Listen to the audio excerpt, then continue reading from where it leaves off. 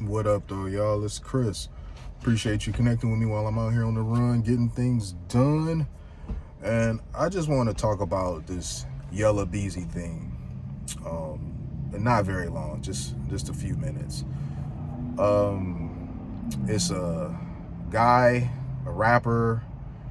He had a rival of his slain.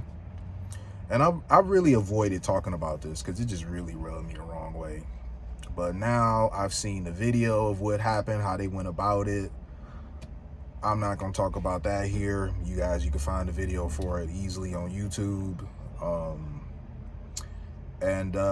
Now he's been what, given bail because it was 2 million and now it's been lowered. So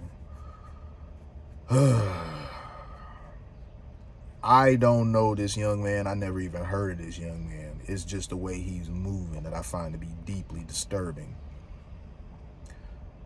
I don't know why this whole rap thing has gotten so dangerous to where you got people for real being put down over and over and over and over and over. It's so dangerous being a rapper. And it's crazy because it ain't even no money in it like that. There's some money in it, and some are obviously doing better than others. But dudes like this, they ain't even making any real money, and they out here paying hitmen for this and that. Man, you couldn't make a $2 million bail. So I'm just saying, man, that money that you paid to do that to old boy, you probably could have put that into something a bit better. And then this guy, he was his rival, but they was once upon a time friends. And he said before that he would sleep on old boy couch. Think about how crazy that is. You once slept on this dude couch, and now you sending somebody after him? That's just crazy to me, man. For real. That's some wild stuff. Like, the disregard that these guys have for human life, it's stunning. You know, he's probably not getting out of this.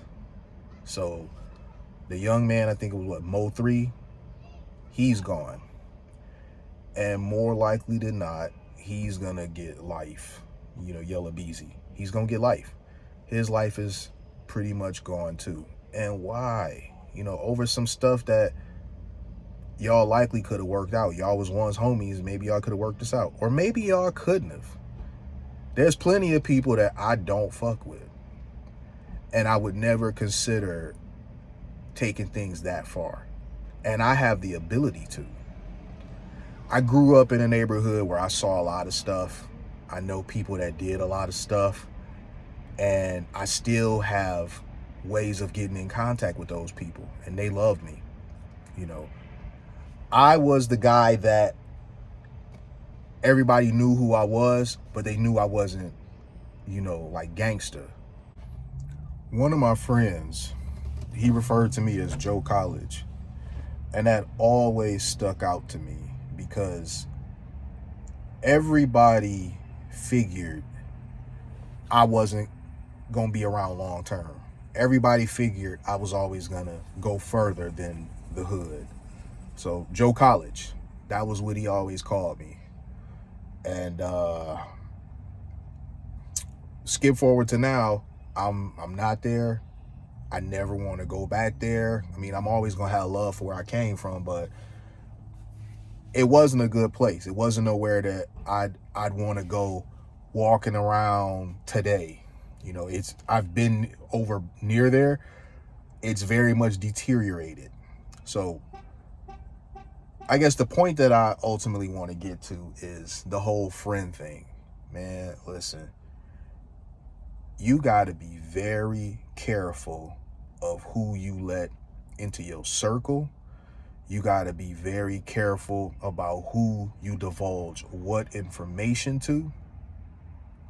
You have to be very careful about talking about your plans to people. I was talking the other day about men, what they should do in their 20s. Let me add this to that. Stop telling people your plans. You got haters around you that will either sabotage your plans or make sure you don't live to see them through. When somebody who was once sleeping on your couch is somewhere else now plotting on you in that fashion, man, it don't get any clearer than that. But that friend stuff, it ain't it, man. You will be very lucky if you have one or two really good friends that will never betray you, never sell you out, no matter what. It's that uncommon. It's a lot of people who live their whole lives and they never know friends like that. So I say this to you now, a guy that's 44 and is sitting back watching how these young men are imploding the way that they are. Be careful out there. Be careful who you allow into your life. Be careful who you divulge whatever plans to. Be careful who you make enemies out of. Try not to make enemies. Try, and it's not about being a punk.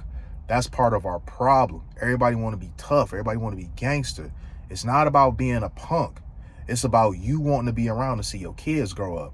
Try not to make no enemies. If some stuff can be smoothed over, smooth it over. If somebody come confront you, you said this, you said that. Like, hold on. I did not say this. I did not say that. Where are you getting this from?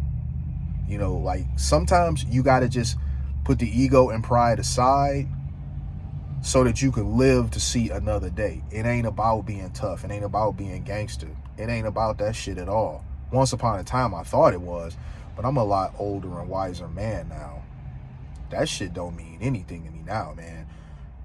I love the life I have today. It's peaceful. Some would say it's boring, you know, but I'm okay with that. I'm okay with having an uneventful life if the alternative of an uneventful life is living through stuff like this. Man, I can only imagine the boy's mom, how she feeling. She said that her loyalty to that young man is what led to his demise. So I'm gonna leave it there. I think I've said all I need to say on this, man. I'll talk to y'all later. Peace.